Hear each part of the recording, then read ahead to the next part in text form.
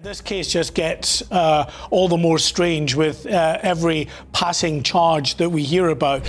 Yeah, I mean, this is a story that just gets more strange with every passing charge that's laid here. We have now a third Ukrainian who has been charged in connection with a conspiracy to commit arson and endanger life, all linked to property that is linked to the Prime Minister, Sir Keir Starmer. And in court today was Petro Pochinok, 34-year-old from Holloway Road in North London. He is now standing accused alongside Stanislav Karpiuk and Roman Lavronovich, all three men, all Ukrainians, charged with this conspiracy that resulted from a number of firebomb attacks, one on the 12th of May at the family home of Sir Keir Starmer in Kentish Town, a fire that was confined to the doorway of that address and quickly extinguished by the fire service. But 4 days before that, a car that the Prime Minister used to own but then sold to a neighbour in that same street as his home address, that was firebombed. And then a day before the fire in Kentish Town, an address linked to the Prime Minister more than 2 decades ago, an address that he used to own, was again firebombed. A similar attack to the one in Kentish Town, confined to the doorway. A resident of that property had to be rescued by the fire service, but luckily was uninjured. All three of these men who stand accused of this conspiracy to commit arson have been remanded into custody. They will all appear at the Central Criminal Court for their first Crown Court appearance. That's the Old Bailey on the 6th of June. Quiet street in North London turned into a crime scene. Then another, then a third. What looked like scattered incidents of arson suddenly took a sharp political turn because every one of the targeted buildings had a strange link. They were all tied to Prime Minister Keir Starmer. Now, authorities believe this wasn't a coincidence. It was a coordinated effort with international suspects, a deliberate timeline, and potentially a much bigger agenda. In a country already teetering on political tension, this string of attacks has raised far more than just alarm bells. It's raised questions about national security, foreign interference, and the safety of high-profile officials. A third man has been arrested in connection with attacks on 2 properties and a car linked to Sir Keir Starmer. The 34-year-old is being held on suspicion of conspiracy to commit arson with intent to endanger life. 2 other men, a 26-year-old and a 21-year-old Ukrainian national, are also in custody. And just when it looked like things couldn't get stranger, the accused began naming names, not just among themselves, but someone they claim gave the orders, a name that could turn this entire case into something far more dangerous than anyone expected. This isn't just vandalism, it's not petty crime. What's unfolding could reshape how Britain handles political threats in the age of international unrest. The police didn't just stumble onto this case, they followed a clear trail, and at the end of it were 3 foreign nationals now accused of orchestrating a calculated arson spree. Each from different backgrounds, but somehow working together with a focus that's raised serious eyebrows. This case just gets all the more strange with every passing charge that we hear about. This is Stanislav Karpiuk, who is a Ukrainian, born in Ukraine, but raised for at least part of the time in Romania. He's a Romanian national in that sense, but has been living for a number of years in the UK, currently addressed in Romford in East London. He is charged alongside another Ukrainian, Roman Lavronovich, who appeared in court last Friday. They are both charged with a series of firebomb attacks on properties linked to Prime Minister Sir Keir Starmer.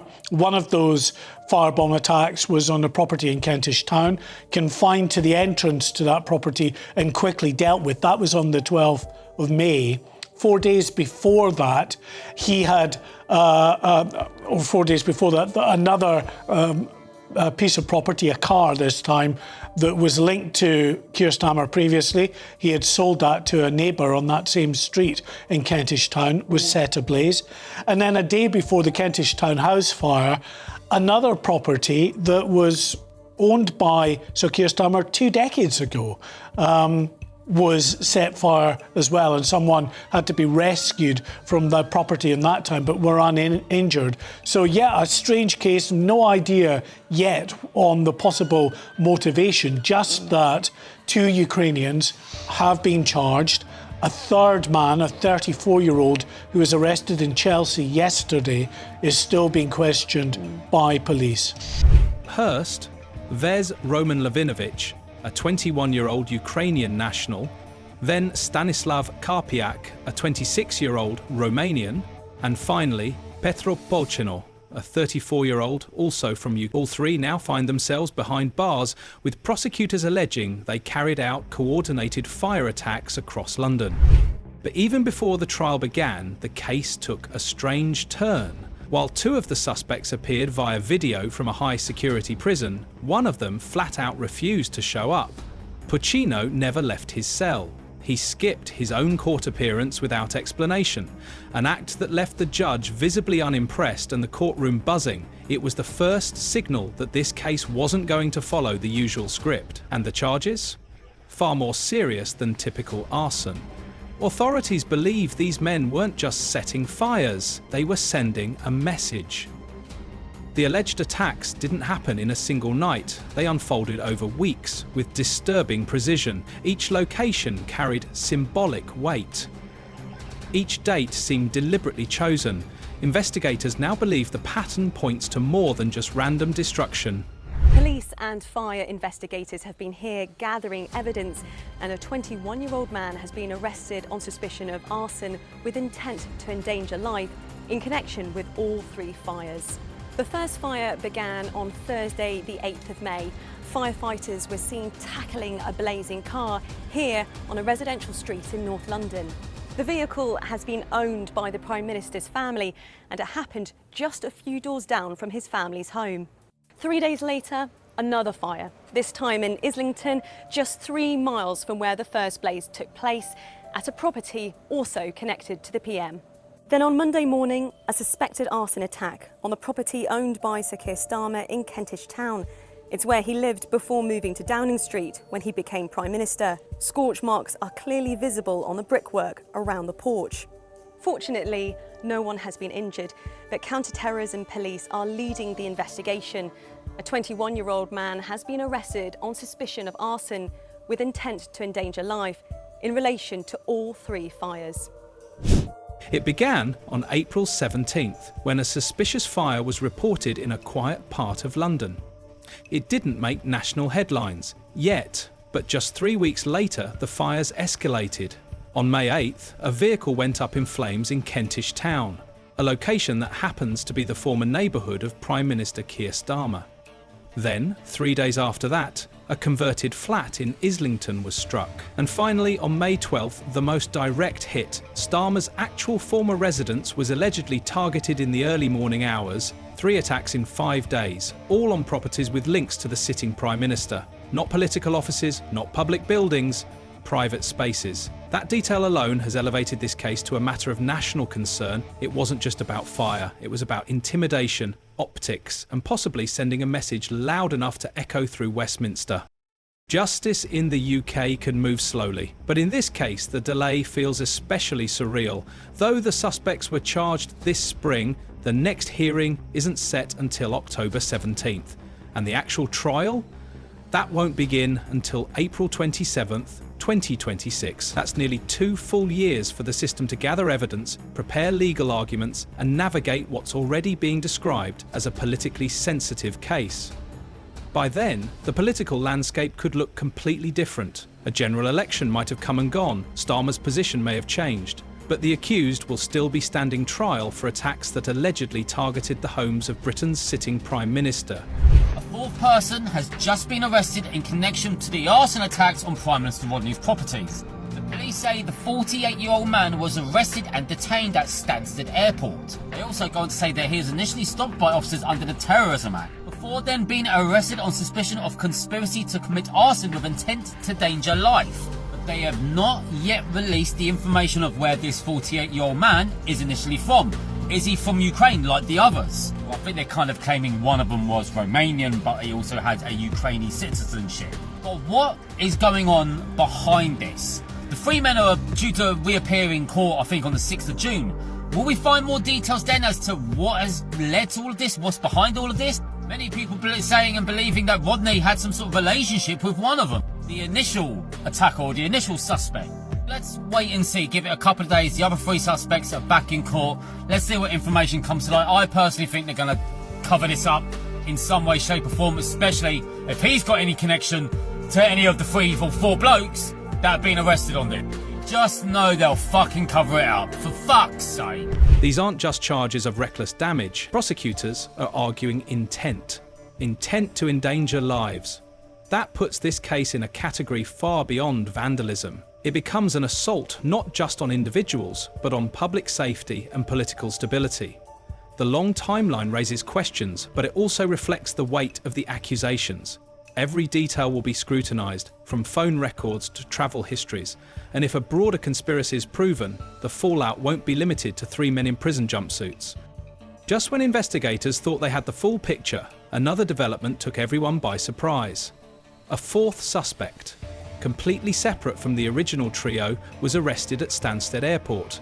The man, 48 years old, was attempting to leave the country when authorities intercepted him.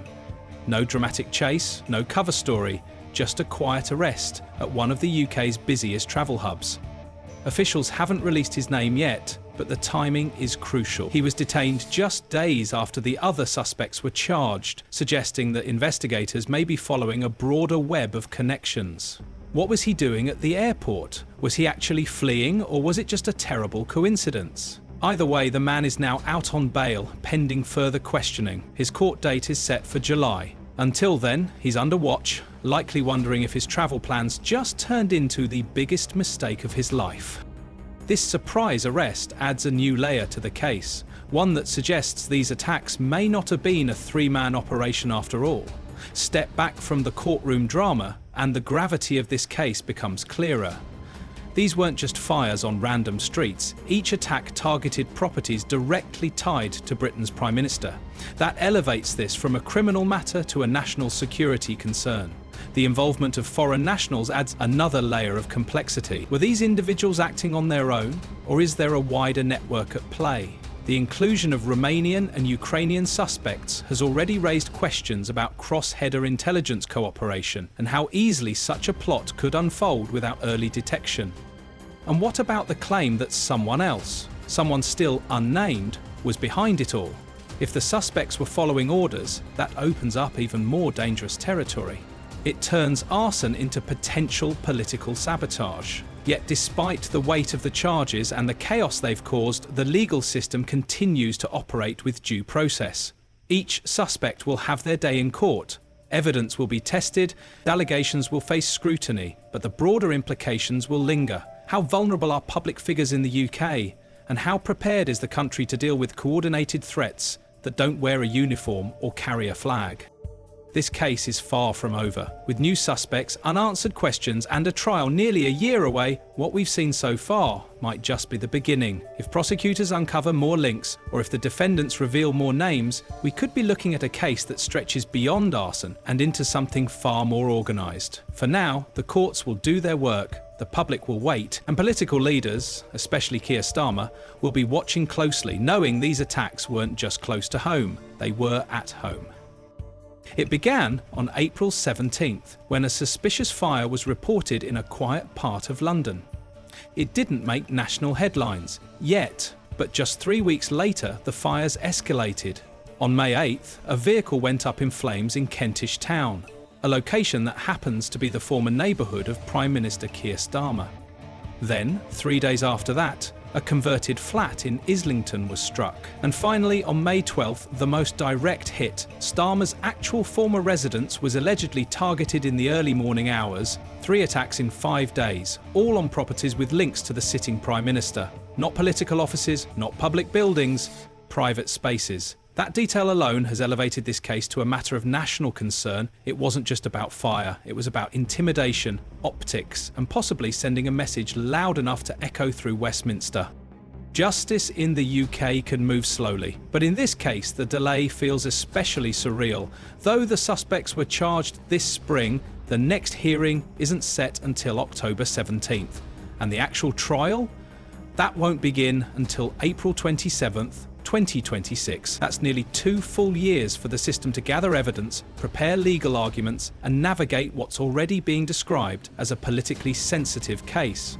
We'll be following every twist, every update, and every courtroom reveal. So if you want the full story, the real context, and the sharp analysis most networks won't touch, stay with us. This is UK Tribune, where we unpack the chaos and connect the dots. Subscribe, turn on notifications, and we'll see you in the next report. Until then, stay informed and stay sharp.